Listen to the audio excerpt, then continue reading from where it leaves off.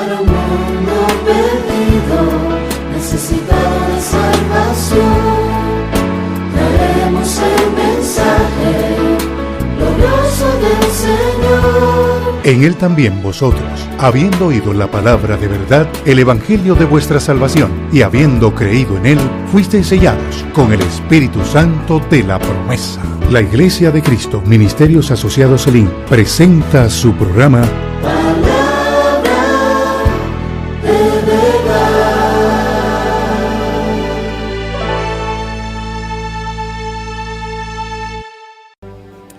Aleluya. Y vamos a compartir este tema tan importante que sé proviene del corazón de Dios. En este tiempo tan especial que nos ha tocado vivir, un tiempo donde sin lugar a dudas estamos viendo los finales de los tiempos. Y en algunas épocas la palabra de Dios ha sido escasa, pero yo quiero decirles que como fue al principio, será al final. Así que Dios está mandando una palabra continua. Dios está hablando continuamente. Dios no se ha callado, Él ha seguido hablando. El problema es que los que estamos escuchando a veces no afinamos el oído para oír a Dios. Pero en el nombre de Jesús oro este día para que sus oídos sean destapados y sean afinados en el nombre de Jesús y puedan entender lo que Dios ha estado hablando. Voy a hablar acerca de este tema, vino palabra de Dios. Ustedes saben, en este tiempo la palabra de Dios es muy escasa. En muchos lugares se hablan de charlas motivacionales y se le insta a las multitudes y se motiva a las multitudes y se habla mucho de prosperidad y se habla mucho de asuntos motivacionales, de positivismo, pero yo no vengo a hablarles de eso, yo vengo a hablar de la palabra de Dios en ese día. Porque la palabra de Dios es la que convierte el alma, la palabra de Dios es la que transforma, la palabra de Dios es aquella que de la nada produce todo. Todo lo que alcanzan a mirar nuestros ojos, todo lo que nosotros vemos en la creación fue hecho por Él, por medio de su palabra. Así que en la palabra de Dios hay un poder extraordinario, creativo, para hacer cosas nuevas. Y además la palabra de Dios me enseña que la fe viene por el oír y el oír continuamente la palabra de Dios. Así que la palabra de Dios genera fe en los corazones y creo que Dios va a sembrar una semilla de fe en tu corazón este día y Dios va a cambiar tu manera de ver las cosas y la perspectiva que debes de llevar adecuada a la guianza del Espíritu Santo en este tiempo. En el libro de Lucas, capítulo 3, primeros 2 versos, dice la Escritura que en el año 15 del imperio de Tiberio César, siendo Poncio Pilato gobernador de Judea, Herodes tetrarca de Galilea, su hermano Felipe tetrarca de Iturea y de la provincia de Traconite, y Lisania tetrarca de Abilinia, y siendo sumos sacerdotes Anás y Caifás, vino palabra de Dios a Juan, hijo de Zacarías, en el desierto. Como vemos, la Biblia dice que en el año 15 del imperio de Tiberio César, había 2 gobernantes, había dos sumos sacerdotes. Hay un principio en la Biblia que nos enseña que todo comienzo será igual que al final. Ustedes miran que al principio, cuando Dios hizo los cielos y la tierra, había un gran caos sobre todo el universo y las tinieblas arropaban la tierra. Y sin embargo dice la Biblia que Dios dio una orden para que la luz se manifestase, y cuando la luz, que es Cristo, según el Evangelio de Juan capítulo 1, enseña que esa luz que vino al mundo es Cristo, cuando Él se manifestó, las tinieblas tuvieron que huir. Ahora en este tiempo vemos que hay muchas tinieblas. La cubierta de los pueblos es cubierta de tinieblas y miramos hoy más que nunca el accionar del mal en contra de la humanidad. Y sin lugar a dudas, no me cabe ninguna duda que este tiempo el Señor Jesucristo se estará manifestando y que el Señor alcanzará a muchas almas en este último tiempo. El Señor ha enviado un gran avivamiento y así como al principio el Espíritu de Dios revoloteaba sobre la faz de las aguas, el Espíritu Santo en este tiempo está revoloteando sobre la faz de las muchas aguas que representan a las naciones, representan a multitudes, representan a pueblos, naciones, lenguas de diferentes tipos. El Señor está alcanzando gente en todo lugar del mundo.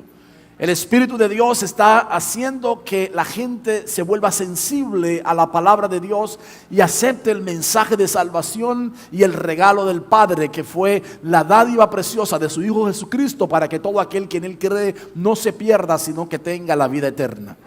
De manera que este es un tiempo muy particular donde estamos mirando el accionar de Dios. Y como en los días de Jesús había 2 sumos sacerdotes en el gobierno romano por causa de la corrupción del gobierno romano, hoy miramos por causa de la corrupción en Roma 2 sumos sacerdotes que están, uno gobernando literalmente y el otro cesante, pero está todavía su función que le corresponde. De manera que miramos que estamos sin lugar a duda en los últimos tiempos. Como fue al principio, será al final también.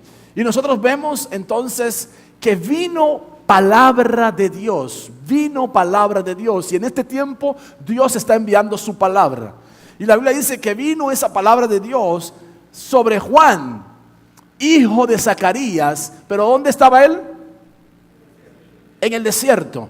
Hay mucha gente que se encuentra en desierto, que se encuentra sedienta, que se siente el calor de la precariedad que se está viviendo en el mundo, está sufriendo la situación penosa que se está viviendo en una gran crisis económica mundial y en una gran crisis emocional donde la depresión ha venido a ser un pilar en el mundo, ha comenzado a ser una epidemia de gente deprimida que hay en el mundo. Ya se ha salido de los límites.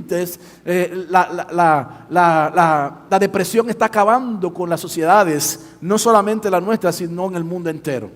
Entonces, ante esa situación hay una palabra de Dios que viene palabra de Dios sobre los Juanes, hijos de Zacarías. Ahora yo quiero que ustedes y yo veamos un detalle muy importante. Como fue al principio, será al final. Vemos que en este tiempo final, al igual que en los primeros días de la iglesia, habían 2 sumos sacerdotes, y la razón fue por causa de la corrupción. La corrupción en Roma fue la que en los días de Jesús provocó que hubiera 2 sumos sacerdotes. Y lo mismo hoy, la corrupción en Roma, ¿sí?, fue la que permitió que hoy en día existieran 2 sumos sacerdotes en el gobierno romano. Yo no sé si me estoy dando a entender, yo espero que sí, el que tenga oído para oír que oiga lo que estoy diciendo. Pero vino palabra de Dios, dice la Escritura en ese capítulo. Y a pesar de la crisis que tú y yo podamos estar viviendo, a pesar de la situación difícil que cualquiera de nosotros puede estar viviendo, yo tengo una buena noticia. Hay palabra de Dios que cambia nuestra manera de percibir las cosas y que cambia nuestro futuro, que cambia la manera y la percepción que tenemos hacia adelante.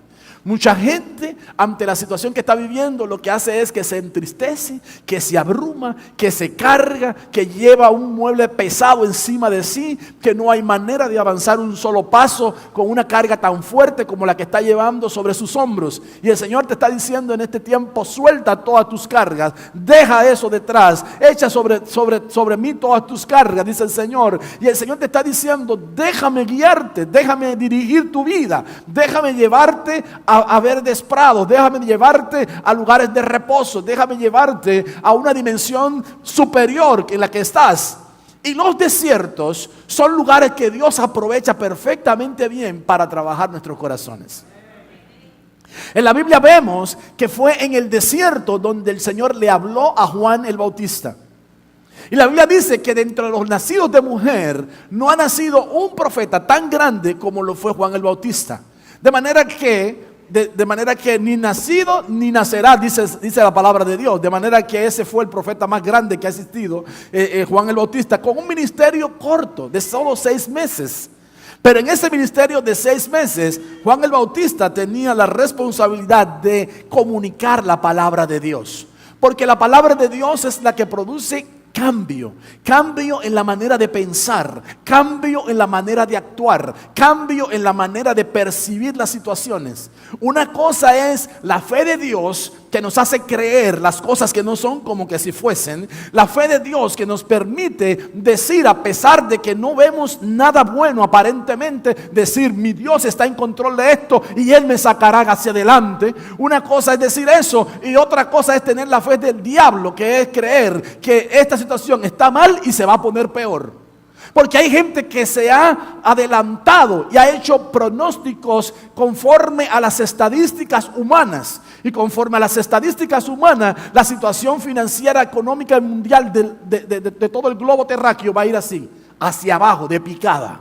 Pero los que hemos creído en Cristo tenemos que creer que fiel es el que nos llamó y Él comenzó una buena obra en nosotros, la perfeccionará hasta el fin. Así que si Dios nunca abandonó la obra de sus manos y su palabra dice, Él no abandona la obra de sus manos, téngalo por seguro, Él no le abandonará en este momento, Él no le dejará en este instante, aleluya. Él le sacará a flote en este momento, en el nombre de Jesús. La palabra de Dios no vino a los gobernantes. La palabra de Dios no vino a los sumos sacerdotes de aquella época. La palabra de Dios vino sobre la vida de un hombre muy particular. La vida de un hombre que estaba en el desierto, buscando el corazón de Dios, buscando la revelación de Dios, buscando el consejo de Dios. Y cuando nosotros disponemos nuestros corazones para buscarle, ¿sabe qué dice la Biblia? Yo me dejo hallar de aquellos que le buscan. Si tú le buscas de corazón, en la situación en la que esté viviendo, no importa cómo se llame, no importa cuál difícil sea, la Biblia nos enseña que si nosotros ponemos nuestra confianza en Dios, confía en el Señor y Él hará, dice la palabra de Dios. De manera que cuando confiamos en Él decimos, Señor, yo no sé cómo yo voy a solucionar este problema, yo no sé cómo yo voy a salir de esto, yo no sé cómo mi familia se va a arreglar, yo no sé cómo la situación de mi casa va a salir hacia el flote, yo no sé cómo mis estudios yo voy a terminarlo, yo no sé cómo voy a poder pagar una carrera, yo no sé que, mientras te estás preguntando todo eso, yo no sé, tienes que decir dentro de tu corazón, yo no sé cómo hacerlo, pero tú sí sabes cómo lo vas a hacer, tú sí sabes dar la respuesta, tú sí tienes salida, porque juntamente con la prueba está la salida. Y eso lo dice la palabra de Dios. De manera que notemos, la palabra vino a Juan. Juan, el nombre de Juan significa Jehová es benigno. Y eso nos habla de la naturaleza que nosotros debemos de llegar a alcanzar. La benignidad. La benignidad es un fruto del Espíritu Santo. Y mira, la Biblia dice que nos conocerán al final. ¿Saben por qué? Por el fruto. Un genuino cristiano se denota por sus actitudes, se denota porque en su accionar hay una manifestación del fruto de Dios. De manera que si nosotros somos benignos, entonces somos terrenos propicios para que Dios envíe su palabra y para que Dios nos utilice como instrumento. Dice que él era hijo de Zacarías. El nombre de Zacarías significa Jehová se acuerda. Cuando usted une los dos nombres del Padre y del Hijo, aquí encuentra que entonces Dios está diciendo que el Señor se acuerda de aquellos que son benignos. Si tú has permitido que el fruto del Espíritu se cultive en tu vida y se haga una realidad, tenlo por seguro que el Señor se va a recordar de ti en la situación que vivas, no importa cuán precaria sea. Ahora yo quiero decirte esto.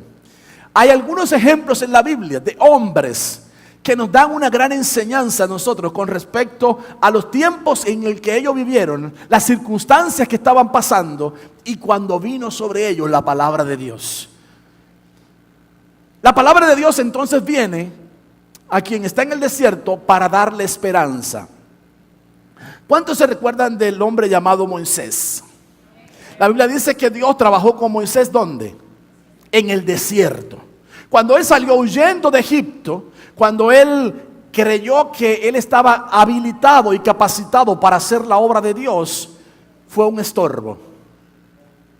¿Saben por qué? Cuando uno se cree capaz es un estorbo, porque entonces solo uno lo hace todo bajo esto, bajo su raciocinio, bajo su conocimiento, porque yo sé cómo hacerlo.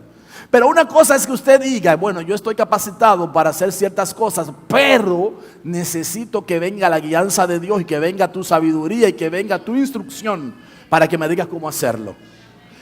Josué era un gran estratega de guerra, lo demostró durante su jornada de conquista en Canaán. Sin embargo, cuando quitó la fe de Dios, cuando se apartó del principio de poner su confianza en Dios y buscar la guianza y la dirección de Dios, tuvo fracasos.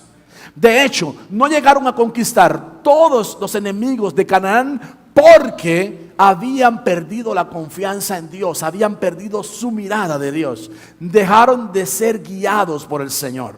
Si el Señor lo hubiera guiado hasta el final, téngalo por seguro que hubieran tomado toda la tierra de Canaán y hubieran eliminado a todos los enemigos. Ahora yo quiero que usted y yo veamos un detalle. En el pasaje que leímos de Lucas 3, verso 2, dice que vino la palabra de Dios a Juan, hijo de Zacarías, en el desierto. Dios le habla en el desierto y lo prepara para su ministerio. El ministerio de Juan era un ministerio muy particular, porque el ministerio de Juan consistía en predicar el arrepentimiento de las almas, para que las almas se arrepintieran de sus malos caminos, se convirtieran de ellos, se bautizaran, ¿sí? Y pudieran entrar al reino, ¿sí? Y entonces Juan es aquel que tiene un ministerio muy particular, un ministerio de perdón de pecado, arrepentimiento, perdón de pecados y señalar el camino del Señor. De hecho, cuando llegó el momento indicado, les dijo: miren aquí de quien yo les hablaba. He aquí el Cordero de Dios, el cual quita el pecado del mundo. Y lo señaló a él para que las multitudes que lo habían seguido a él dejaran de seguirlo a él y siguieran a Jesús. Dijo: ya hasta aquí llegó esta parte de mi ministerio. Mi ministerio era mientras él llegara, mientras él se manifestara, mientras él viniera, le tocaba a él hablar del arrepentimiento para guiar a esa gente al Mesías que habría de venir. Cuando llegó la hora, cuando llegó el momento, entonces él dijo: he aquí el Cordero de Dios. Lo señaló a él y dijo: seguidlo a él. Note qué ministerio más interesante. Toda una preparación de un tiempo muy particular en el desierto, pero para un ministerio corto pero efectivo. La Biblia dice que multitudes venían y eran bautizadas por él, ¿sí? Y déjenme decirles, el mensaje de Juan no era muy exegético, no era muy homilético, no era muy liviano, que digamos. Era un mensaje bien pesado, porque en más de una oportunidad le gritaba a las multitudes y le decía: generación de víboras, ¿quién les enseñó a huir de la ira venidera? Y prácticamente los insultaba, ¿no? Pero les decía: arrepentíos y bautícense para que vengan del Señor tiempos de refrigerio, para que sean bendecidos y transformados.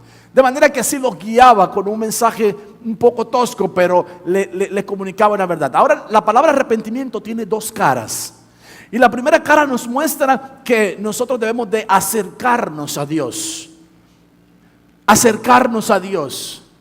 Pero la segunda cara nos muestra que cuando nos arrepentimos debemos de alejarnos del pecado.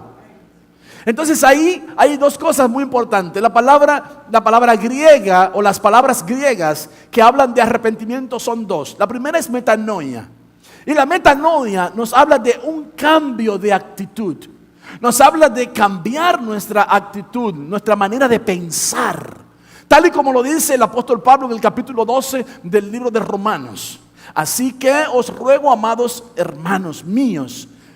Y les dice que en su rogativa que cambien su manera de pensar, que no se adapten a este siglo, al sistema corrompido de este siglo.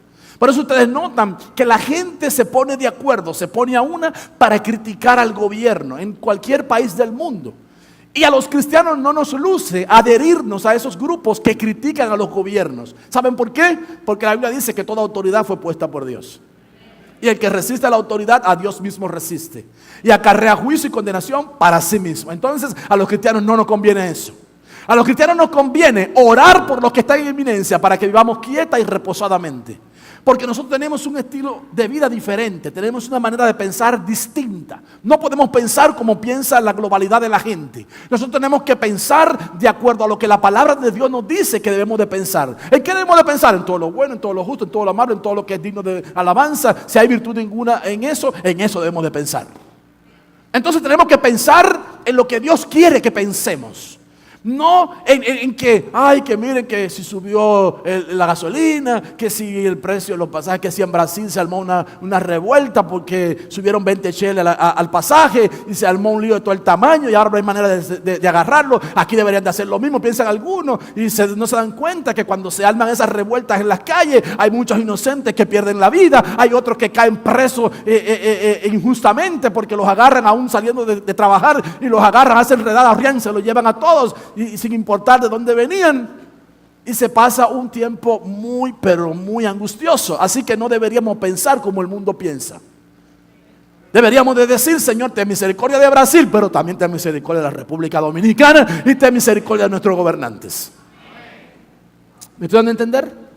Entonces Dios quiere que tengamos un cambio de mentalidad. La otra palabra griega es noustetenos, que significa darle forma a la mente. Darle forma a la mente. A la mente nuestra tenemos que darle la forma que Dios quiere que tenga nuestra mente. Cuando estamos hablando de mente, estamos hablando de una parte esencial del alma. Ustedes saben que el alma está compuesta por nuestra mente, nuestras emociones y nuestros sentimientos. ¿Sí? Entonces, cuando estamos hablando de mente, estamos hablando de una manera muy, pero muy importante en nuestra alma. Tan importante es que el apóstol Pablo, en una de las cartas, él escribe y dice que debemos de tener autoridad. Debemos de tomar la autoridad sobre todo pensamiento contrario que se levanta en contra del conocimiento de Dios. Debemos de tomar autoridad sobre pensamientos que se convierten en fortalezas. Hay pensamientos que son barrotes de cárceles que tienen la gente retrasada. Hay mucha gente que dice: tal cosa no se puede, tal cosa nosotros somos pobres, tal cosa nosotros, este pueblo no puede hacerlo. Hermano, si está enclaustrada en que no se puede, en que somos pobres, en que es imposible hacerlo, cuando dice la palabra: ¿acaso hay algo imposible para Dios? Nada es imposible para el que cree. Entonces, si le creemos a Dios, aunque la situación esté económicamente difícil, como cuando nosotros comenzamos a construir nuestro templo, que el dólar se disparó para arriba, hermanos, de una manera impresionante, y entonces se nos hacía cada vez más difícil conseguir el dinero, pero Dios nunca nos dejó, nunca nos faltó. Él estuvo con nosotros en todo momento. Él estuvo dándonos la pauta a seguir siempre, y aquí estamos donde estamos. Hoy en día mucha gente se pregunta: bueno, pero ese terreno debe de costar todos unos millones. No importa cuánto cueste, no importa cuánto cueste, no importa el valor que tenga. Dios no se ha mudado. Dios es el mismo. Dios es el dueño del oro y la plata. Dios es el mismo que da la provisión para que estemos aquí y para que estemos allí también. No es imposible para Él. Debemos de cambiar nuestra manera de pensar, debemos de renovar nuestro pensamiento, debemos de darle la forma que Dios quiere que nuestro pensamiento tenga. Por no hacer atención a la voz de Dios, por no prestarle atención, mucha gente está turbada en gran manera. Yo voy a mencionar algunos ejemplos bíblicos, porque Dios envía su palabra al que está en crisis y escasez para sustentarle. ¿Habrá alguien en crisis aquí económica? Le tengo una palabra que viene de Dios este día. Si estás en crisis económica, Dios tiene una palabra para ti. No importa que estés en una gran crisis, Él te dice: yo soy el dueño del oro y la plata. Él te dice que en Él no hay sombra de variación, que Él es el mismo de ayer, hoy y siempre. Él te dice que Él tiene control de tu futuro. Él te dice que Él puede darte las herramientas, que Él puede hacer que todo lo que había retenido, la bendición y lo que el saltón, la langosta, el saltón, el revoltón y todos los enemigos que se han levantado en contra de ti, contra tu finanza, sean amarrados este día, sean atados de tu vida y se han echado para siempre en el nombre de Jesús. Lo que detenía tu economía, hoy lo sujetamos por la autoridad de la palabra y hoy lo echamos fuera en el nombre de Jesús. En primer libro de Reyes, capítulo 17, versos 8 y 9 dice: vino luego a él palabra de Jehová, diciendo: levántate, vete a Sarepta de Sidón y mora allí. He aquí yo he dado orden. Allí hay una mujer viuda que te sustente. Déjenme decirles que en ese momento Elías había estado en un arroyo privado. había una gran crisis económica en Israel. Y Dios había puesto una palabra. En el capítulo 17 ustedes notan que Dios le puso una palabra a este hombre. Así dice Jehová, dice que Dios le dijo que dijera a la gente: no va a llover por varios años hasta que yo no abra mi boca. Y él sabía que la iba a abrir cuando Dios le dijera cuándo. De manera que decretó una sequía sobre Israel. Las sequías traen muchos trastoques, muchos trastornos a la economía de los pueblos, porque cuando hay sequía no hay productividad en la tierra. La tierra no produce el fruto como debería de producirlo. De manera que una sequía es muy importante en cualquier lugar. Y entonces este hombre estaba aparte en un arroyo, en el arroyo de Querit junto al Jordán. Y en el arroyo de Querit, él tenía una palabra de Dios que lo sustentaba. Le decía: te envío a ese lugar, pero te envío con mi provisión. Y por la mañana le enviaba cuervos que le llevaban carne y pan. Y por las tardes le llevaban cuervos que llevaban carne y pan. El milagro era que los cuervos le llevaban lo que Dios decía que le llevaran, su dieta como Dios quería que la llevara. Pero no se comían lo que les enviaba de parte de él. Y él estuvo recibiendo por un periodo bien largo en aquel lugar, en su arroyo privado, pan y carne. Y también estaba sustentado por el agua del arroyo privado que él tenía, el arroyo de Querit. Pero dice la palabra que Dios secó el arroyo de Querit. Hay gente que Dios los lleva a un nivel muy particular.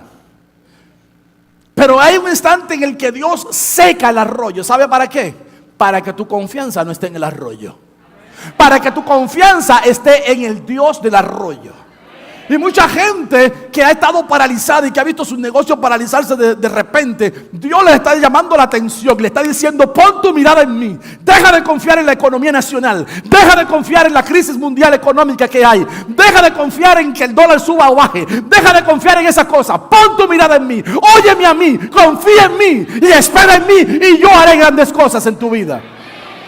Dios finalmente lo movió del arroyo de Querit, Dios lo sacó de ese lugar.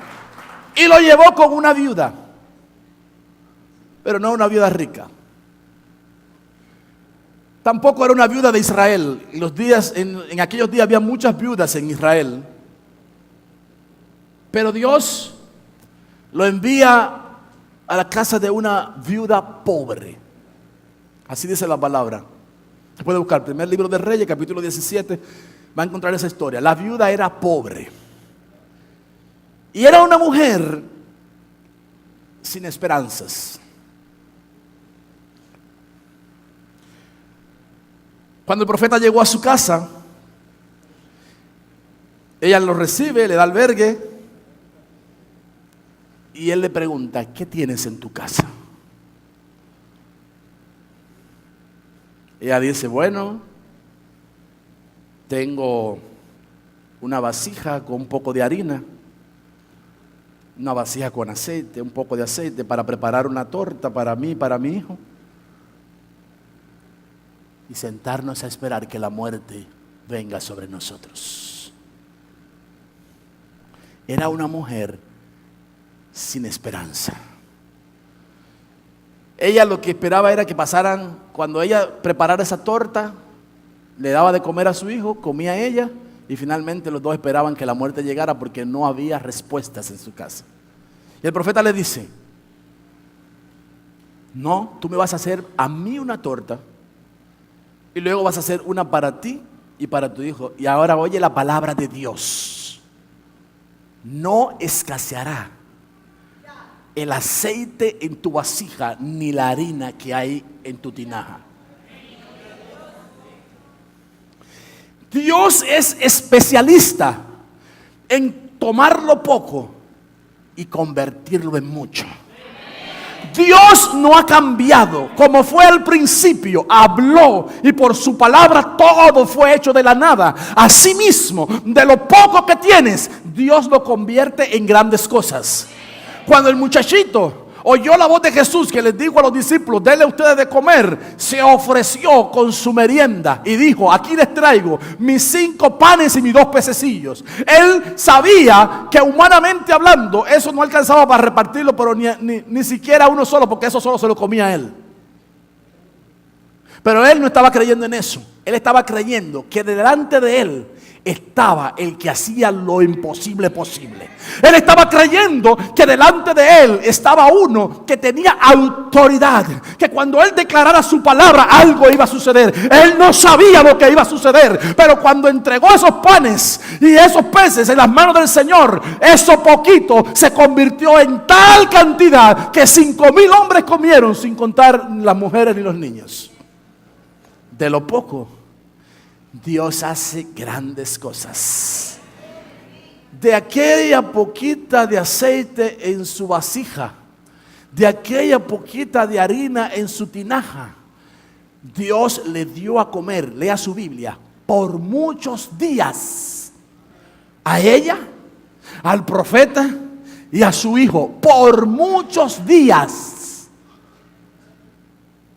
Y el aceite no escaseaba, tal y como había declarado el profeta por medio de su boca.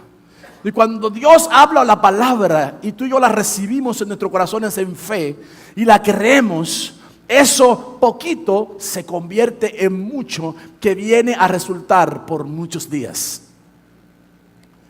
Yo les he contado muchas veces que una vez escuché a mi pastor orar por un tanque de gas. E hice exactamente lo mismo y recibí exactamente lo mismo. ¿Saben por qué? Porque Dios no cambia. Porque lo que Dios anda buscando es gente que le crea simplemente. Dios anda buscando gente que se atreva a creer que lo que Él está diciendo, que si tienes poquito, Dios lo va a convertir en mucho. Que si tienes poquito y le crees a Dios y lo pones al servicio de Dios y le dices, aquí está, Señor, esto es poquito, esto es todo lo que tengo, pero créame que cuando usted le deja eso en la mano de Dios, Dios se encarga de multiplicarlo en gran manera. Dios es especialista, Él no ha cambiado, Él sigue siendo el mismo. Ahora, Elías fue el primer profeta enviado a los gentiles. Lo enviaron a Sarepta de Sidón. El nombre Sarepta tiene un significado, significa lugar de refinación. Y el nombre Sidón significa pescando. Dios se va a encargar de mover sus vasijas a los lugares donde está la necesidad, para suplir la necesidad, pero también para tratar con el vaso que es portador de la necesidad. Déjame explicarle eso, cómo funcionó. La Biblia declara que... fue aquí que me entré. La Biblia declara que Elías hizo el milagro, o mejor dicho, Dios hizo el milagro a través de Elías. Comieron por muchos días, pero dice la Biblia que el muchacho se murió después de unos días. La viuda va con el profeta y le dice, ¿y qué tengo yo contra ti que ha traído tu maldad en contra de mí? ¿Por qué me viene esta situación ahora? Y el profeta no le respondió nada. El profeta buscó al muchacho y se posó sobre él, encima de él, hasta que él volviera a la vida. Lo que les quiero decir es que en ese momento que usted está viendo, en ese panorama del libro de los Reyes, Elías había experimentado grande victoria, pero Dios estaba trabajando con él. Dios lo estaba llevando a él a un nivel de confianza superior. Dios permite que vengan momentos difíciles de escasez, de enfermedades, aún de la muerte misma, para que nosotros entendamos que para Dios nada es imposible. Y esa mujer aprendió el mensaje. Y este profeta aparentemente aprendió el mensaje, pero todavía no estaba preparado, no estaba procesado lo suficientemente. Y lo voy a demostrar un poquito más adelante. Yo quiero que ustedes y yo veamos algo muy especial. Porque Dios, al que está en depresión, le envía una palabra para cambiarle la actitud.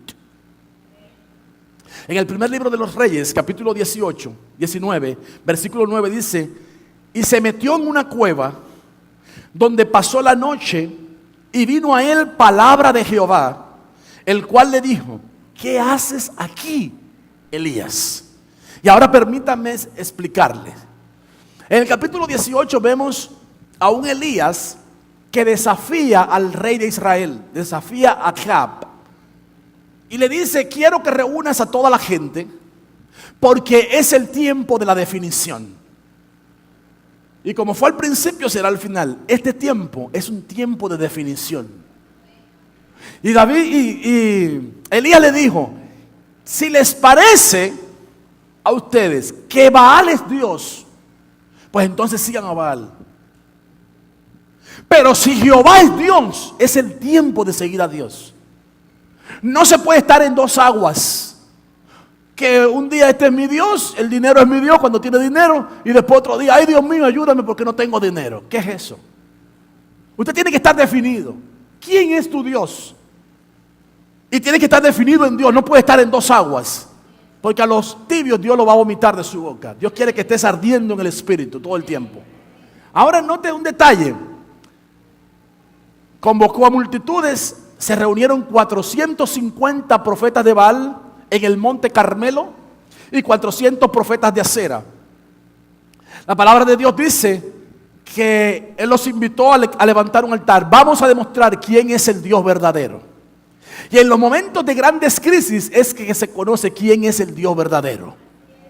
Yo no sé la crisis que tú estás pasando, en tu familia estás viviendo, pero yo vengo a decirte que los momentos de grandes crisis son los momentos más impresionantes para ver al Dios Todopoderoso moverse de una manera sobrenatural. Y aquí estaban viviendo un momento muy difícil. Dice la Escritura que los llamó a definición y les dijo, bueno, si ustedes creen que Él es Dios, arranquen, comiencen, levanten su altar y pídanle a Él que haga descender fuego del cielo para que consuma a la víctima que está encima de ese altar. Desde la mañana hasta el mediodía estuvieron gritándole a Dios, a su Dios. Estuvieron danzando delante de Él. Y como último recurso, desesperados, comenzaron a sajarse el cuerpo con navajas para ver si su Dios los escuchaba. Mientras Elías estaba en un lugar aparte y le dijo, grítenle más fuerte porque a lo mejor está dormido todavía, a ver si se despierta. Finalmente no ocurrió nada después de todo ese lapso de tiempo. Y Elías le dijo, su turno ya pasó. Desbarató ese altar, lo quitó de en medio, buscó leña, levantó él su altar, cavó una zanja alrededor del altar, puso la víctima encima del altar, tomó agua, llenó toda la zanja de agua y luego agarró al agua y la vertió encima de la víctima que estaba ofreciendo en el altar. Y se apartó a una distancia y dijo, levántate Jehová y que todos vean que tú eres Dios. Y al instante el fuego de Dios descendió a ese lugar. El fuego quemó toda el agua que había en la zanja. El fuego quemó la víctima que había sobre el altar. Y le vino una gracia poderosa al profeta Elías, que tomando su espada le voló la cabeza a 450 profetas de Baal en un solo día. Este hombre estaba experimentando una sobrenaturalidad inmensa porque le había creído a Dios. La Biblia dice que para el que cree, todo es posible. No hay límites para Dios. Usted no puede decir no, porque mire que si el retiro, que si está caro, que no hay límites para Dios. Créale a Dios, órale a Dios, y Dios le va a dar la forma en que usted va a buscar eso para ir al retiro. Usted no se queda. No se queda.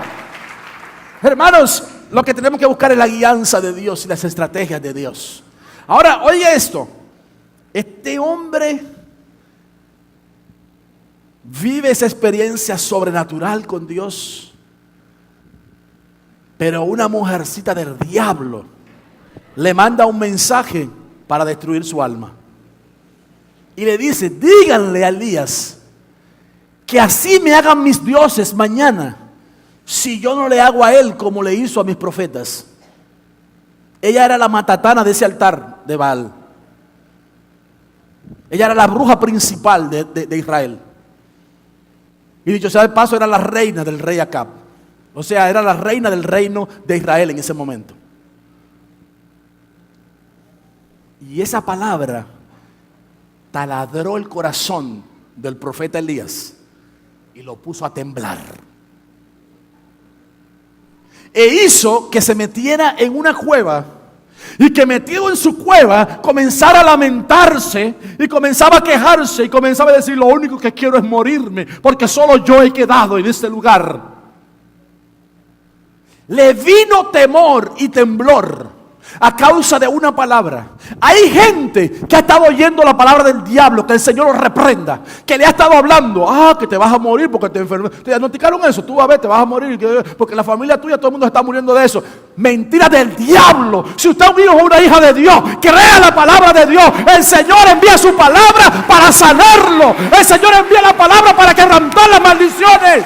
Por su sangre se rompieron las maldiciones antiguas en tu vida. No hay que arrastrar las maldiciones ya de generaciones pasadas.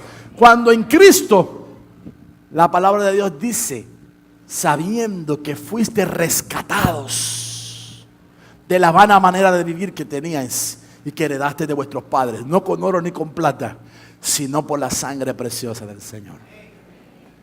Ahora note, el hombre está en miedo. El hombre que había vencido 450 profetas y los había matado, está metido en una cueva deseando morirse, bajo un estado depresivo horroroso, porque la depresión lleva a la gente a querer tener deseos de morirse. Lo único que quería era morirse.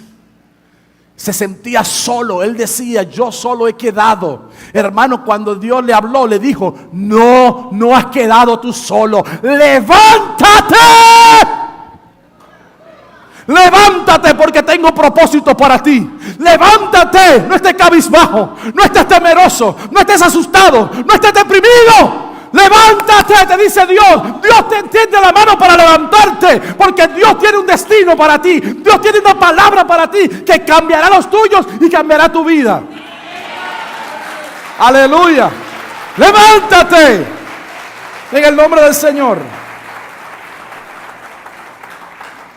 Cuando Elías huyó al monte de Horeb, estaba regresando al lugar donde Dios había tratado con Moisés. Fue en el monte Horeb donde la zarza ardía y no se consumía. Fue en el monte Horeb donde Dios comenzó a trabajar la vida de Moisés. Le dijo: quita el lugar de la planta del calzado de tus pies, porque el lugar donde tú estás es un lugar santo. Fue el lugar donde Dios le mostró la visión tan grande que él tenía para aquel hombre que había salido huyendo. Del lugar donde él estaba, en Egipto, porque había matado a un hombre.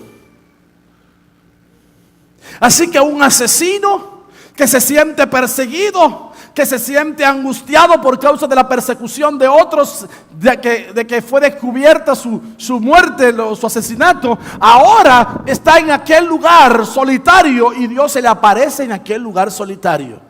Y en el monte Horeb, Dios le da una palabra. Dios comienza a hablar: así te digo. Y Dios comienza a aderezarle su camino y a mostrarle su propósito. Y el propósito de él era que él fuera el libertador de aquel pueblo que había dejado detrás. Pero lo preparó durante 40 años en el desierto.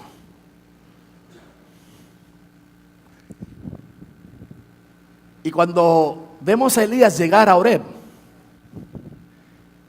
debemos retroceder la vista. ¿Qué pasó en Horeb? En Horeb la vida de Moisés fue cambiada y la ley de Dios cambió su corazón.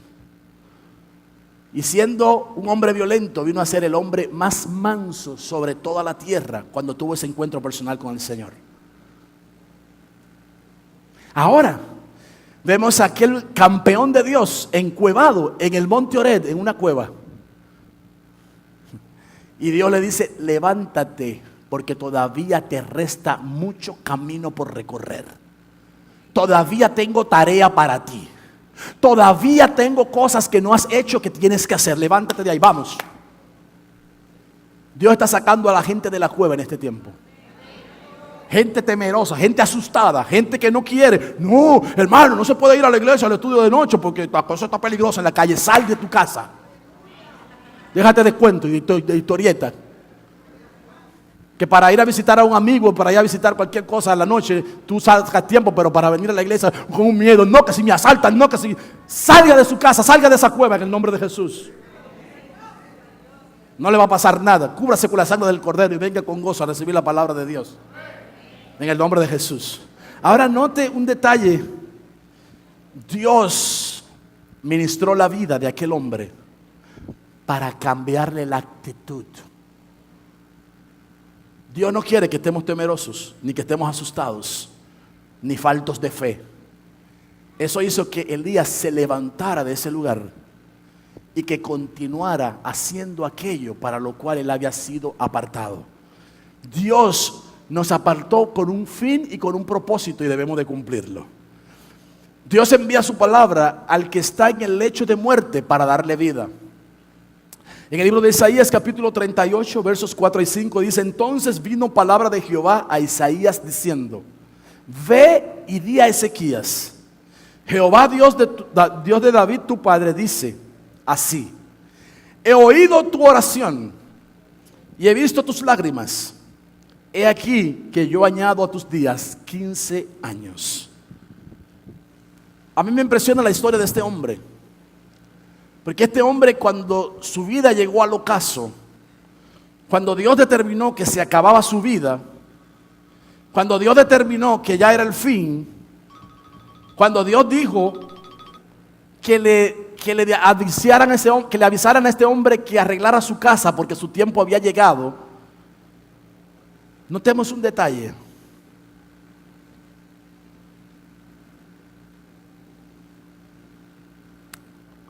¿A cuánto le gustaría que Dios les diga: el tiempo se está acabando, arregla tu casa? ¿Sabes? Yo le vengo a decir eso: el tiempo se está acabando, arregle su casa.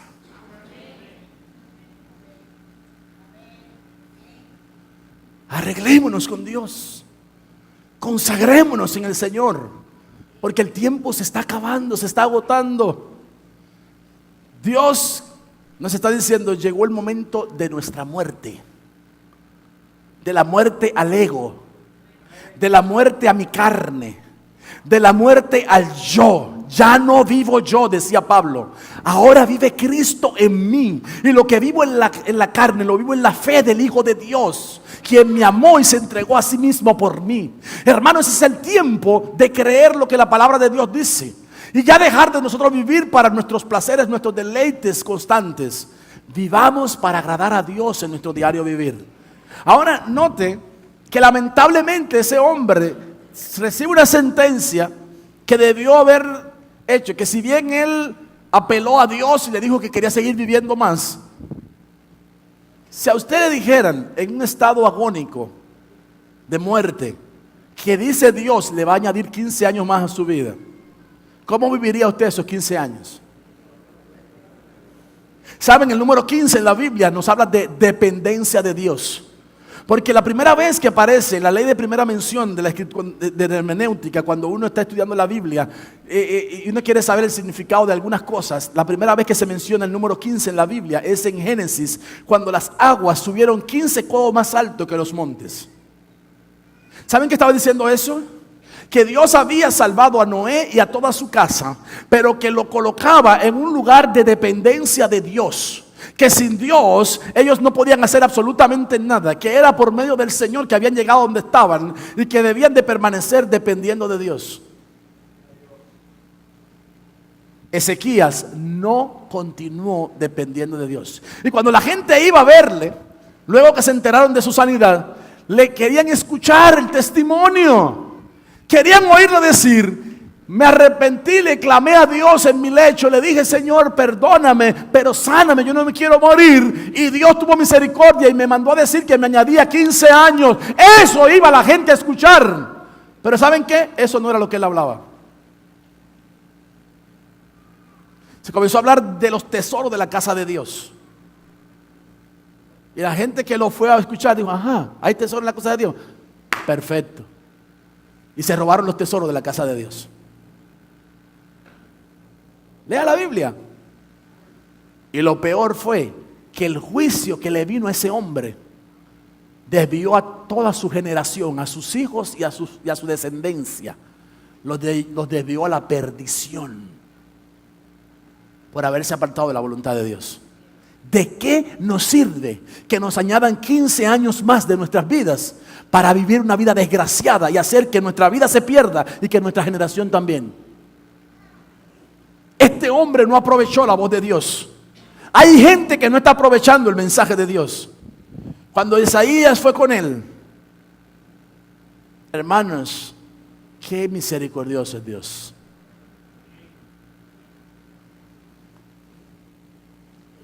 ¿Se da cuenta cómo Dios puede complacer aún hasta los caprichos de la gente? Señor, yo quiero vivir más, yo no me quiero morir ahora. Si hubiera muerto en ese instante y hubiera arreglado su casa como le había sido enviado en la palabra de Dios, se hubiera salvado él y probablemente toda la descendencia de él hubiera sido salva también. Pero él marcó la desgracia para su familia por no atender la voz de Dios. Así que tú estás oyendo a Dios hablarte en este día, es para que atiendas la voz de Dios. Dios habla a los olvidados para consagrarlos. En el libro de Jeremías 1, 2 al 3 dice: palabra de Jehová que le vino en los días de Josías, hijo de Amón, rey de Judá, en el año 13º de su reinado. Le vino también en los días de Joacim, hijo de Josías, hijo de Judá, rey de Judá, hasta el año 11 de Sedequías, hijo de Josías, rey de Judá, hasta la cautividad de Jerusalén en el mes quinto. Ustedes saben que después de la muerte de Salomón, el reino se dividió en dos: el reino del norte, el reino del sur. Al norte se quedaron los samaritanos, que fueron 10 de las tribus de Israel, que dijeron que nunca más subirían a Israel, a Jerusalén a adorar, que sus dioses eran 2 becerros de oro que lo habían sacado sus padres de Egipto cuando estaban en la esclavitud, y decidieron ellos apartarse del propósito de Dios. Al sur se quedaron la tribu de Judá y la media tribu de Benjamín. Y entonces dice la escritura que estos dos se quedaron allí y dijeron: nuestro Dios seguirá siendo el Dios todopoderoso, y Jerusalén seguirá siendo el lugar donde iremos a adorar por siempre. Por eso judíos y samaritanos no se trataban entre sí, tenían un gran odio, y eran los mismos hermanos que se habían dividido. Ahora nota un detalle: Dios levanta a Jeremías, que era de Judá. De Anatot, que era una región a 6,5 kilómetros de Jerusalén, al sur. Y Dios levanta a este hombre con una palabra, porque la situación era la siguiente: había un deterioro económico, un deterioro moral, un deterioro espiritual horroroso. La palabra pesaba en aquellos días. Y entonces Dios levanta a este hombre, y en el capítulo 1 de Jeremías, versículo 5, Dios le dice: antes que nacieses, te conocí y te di por profeta a las naciones. Y comienza Dios a trazarle su destino en esa palabra. La palabra de Dios traza nuestro destino. La palabra de Dios, cuando Dios te habla, Dios te dice quién eres, y Dios te dice lo que Él tiene para ti, el propósito para el cual Él te diseñó. Y Él le dice y le responde: yo soy un niño. Y Él le dice: cállese. No digas que eres un niño, porque a todo lo que yo te envíe, tú vas a ir. Hermanos, Dios levanta a lo vil y a lo menospreciado. Dios levanta a los pequeñitos. Por eso la palabra que hay en el libro de los evangelios, en el capítulo 10 del libro de Lucas, cuando Jesús envió a los 70 a predicar el evangelio y ellos regresaban gozosos, dice que Jesús se regocijó en el espíritu. La palabra griega que utiliza ahí es agallao. Quiere decir que él comenzó a saltar de júbilo, de alegría, se regocijó. Padre, gracias, porque estas cosas no se las revelaste sino que a los pequeñitos. Y utiliza un término para decir: echar fuera demonios no es de gente inteligente, echar fuera demonios no es de gente con maestría, no es de gente con mucho conocimiento, es de gente que le ha creído a Dios, es de gente que ha obedecido mi palabra. ¡Aleluya! A los pequeñitos. Por eso le digo: yo te doy autoridad para arrancar, para arruinar, para destruir toda obra del diablo. Y luego le dio autoridad para plantar y para edificar. Dios envía su palabra a los olvidados. Esa gente estaba desolada, hermano. Dios le envió una palabra y dijo: no se van a quedar así. Tengo un trato con ellos, háblales de parte mía. Concluyamos el tema. Si estás pasando por un desierto, tienes que abrir tu corazón, porque Dios hablará a él. En el libro de Oseas capítulo 2, versículo 14 dice: la llevaré al desierto para hablarle a su corazón. Quizás hay gente que se siente en desierto aquí. Y Dios te está diciendo: te llevé ahí para hablarte. Escucha mi voz. Escucha a Dios. Escucha al Señor que te está hablando en este día. Y atiende a la voz de su llamado. Dios nos permite que experimentemos crisis para hacernos saber que Él no ha cambiado. Él es proveedor, Él es ayudador, Él es sustentador, Él es nuestra bandera, Él es nuestro escudo, Él es nuestro estandarte. Él es el mismo ayer, hoy, por los siglos. Él no ha cambiado. Él es Jehová Shalom, aquel que trae la paz que sobrepasa todo entendimiento cuando todo alrededor nuestro se está derrumbando y cuando hay una gran crisis a todo nuestro alrededor. Si estás enfermo y no tienes solución y estás desahuciado, segunda de Timoteo 1:10 dice que Él es quien abolió la muerte y sacó a la luz la vida y la inmortalidad por medio del Evangelio. Hay una respuesta para ti que estás agonizante. Dios por medio de su Evangelio te envía un poder sobrenatural para sacar a la luz y a la inmortalidad a aquellos que están muertos en sus delitos y pecados. Cierre sus ojos, por favor. Cierre sus ojos. Que nada le robe la atención en este momento. Atienda la voz del Espíritu porque Dios le está hablando. Dios te llevó al desierto, a ti que estás en el desierto, para tratar tu corazón, para ayudarte, para cambiarte la manera de pensar, para transformar tu pensamiento, para quitar la moldura mundana que tienes. Porque Él quiere poner una moldura celestial en tu mente para que pienses como piensa Dios, para que mires como mira Dios, para que entiendas como Dios entiende, para que tus pensamientos sean afiliados a los pensamientos de Dios.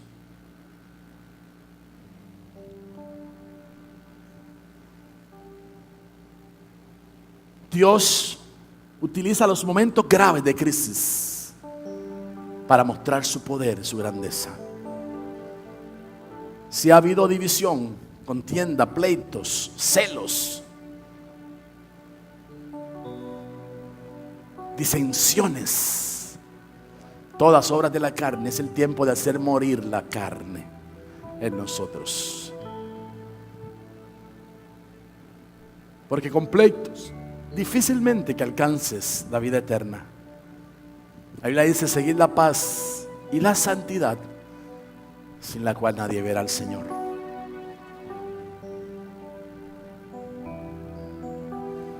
Si no hay paz en tu corazón y hay un gran revuelo, una gran inquietud, yo vengo a traerte una palabra: paz para ti en esta hora. Traigo una palabra de paz a tu alma, a tu corazón. Aquíétate, estad quietos y conoced que yo soy Dios, dice el Señor. Él sigue siendo Dios. Su mano, su brazo no se ha cortado, todavía se extiende para hacer misericordia, todavía se extiende para librarte de caer, todavía se extiende para consolarte. Tú no estás solo, tú no estás sola. Para eso dejó el Espíritu Santo, el Señor, el otro consolador, el otro parácletos, para animarte. Un parácletos es alguien que va al lado de un batallón, animándolo, incentivándolo a alcanzar la meta, a alcanzar el propósito. Dios va al lado de su batallón, animándolo, diciéndole: vamos que se puede, vamos, que es el tiempo de animarnos, vamos que es el tiempo de levantarnos, vamos que es el tiempo de alcanzar las almas, vamos que es el tiempo de conquistar, vamos que es el tiempo de vencer, vamos que es el tiempo de ver la obra de Dios accionando. El Paráclitos está con nosotros, el Espíritu Santo, el otro Consolador.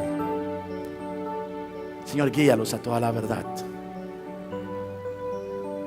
Trae paz a los corazones. No se turbe vuestro corazón. Jesús dijo: creed en Dios, creed también en mí, porque en las moradas de mi Padre muchas hay. En la casa de mi Padre hay muchas moradas, y he ido a preparar una para vosotros, para que donde yo estoy también ustedes estéis.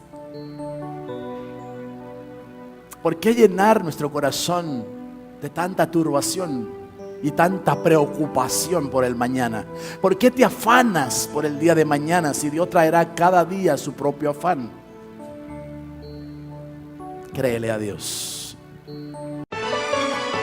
Para un mundo perdido, necesitado de salvación, traeremos el mensaje glorioso del Señor. En Él también vosotros, habiendo oído la palabra de verdad, el evangelio de vuestra salvación, y habiendo creído en Él, fuisteis sellados con el Espíritu Santo de la promesa.